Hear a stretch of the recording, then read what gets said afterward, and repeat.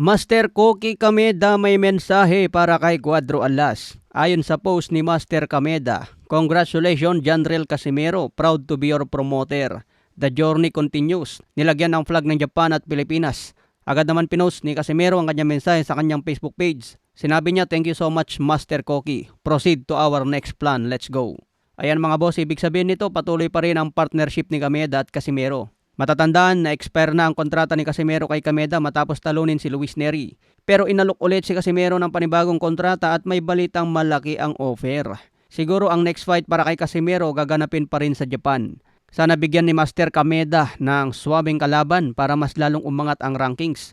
Ayon sa rankings ng IBO, International Boxing Organization, under ng featherweight, number 8 si Casimero at numero 1 si Luis Neri. Bagamat hindi kasama ang IBO sa apat na major sanctioning bodies tulad ng WBA, WBC, IBF, and WBO, malaking bagay pa rin ang mapasama sa isang independent bodies tulad ng IBO. Sa edad ni Casimero na 37, kung patuloy itong mabigyan ng mabibigat na laban at tuloy-tuloy ang kanyang panalo, posibleng mabigyan ito ng mataas na rankings at maging top contender sa mga world champion. Kailangan lang mamili si Casimero ng permanenteng timbang kung saan siya lalaban. Dahil mahirap i-rank ang isang boksingero kung laging catchweight ang laban niya, lalo umakyat sa rankings. Madalas nakikita ang catchweight na laban bakbakan ng dalawang champion mula sa magkaibang dibisyon. Sa iba pang balita, matapos ang UFC event na ginanap sa White House, aminado si Dana White na hindi na mauulit ang event na ito dahil napakalaki raw po ng gastos. Ayon sa kanyang panayam, sinabi niya, "I can't afford it. There's no fucking way we can do this again." Samantala matapos matalo si Alex Pereira by TKO laban kay Ciryl Gane, nakitang nagipag-usap ito kay paring Mark na CEO ng Meta. Matatandaan na nakikitang nakikipag-sparring din si paring Mark kay Alex Pereira dahil magkaibigan ang dalawa.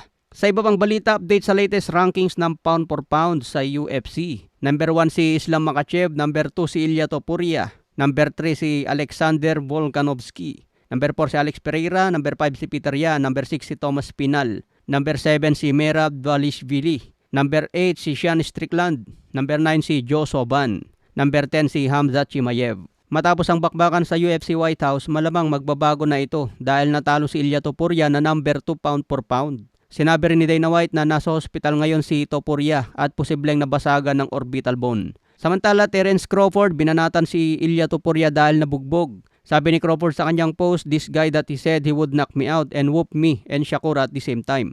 Matatandaan na naghahamon dati si Topuria kay Crawford at Stevenson. Sinabing bugbugin niya ang dalawa.